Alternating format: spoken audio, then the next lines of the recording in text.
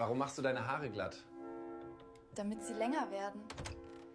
Also wie haben sie sich ihren Penis verbrannt? Du stehst zwischen einer 4- und einer 5+ in Deutsch. Ich gebe dir eine 5+, damit du im nächsten Schuljahr einen Ansatz hast. Das hat keine Logik, du Kevin, was willst du eines Tages werden? Harzer und Fortnite-Profi. Schatz! Warum steht da ein nackter Mann auf dem anderen Balkon?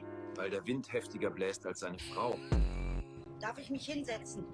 Warum sollte ich? Ich muss noch 50 Jahre arbeiten. Du kannst dich zu Hause hinlegen.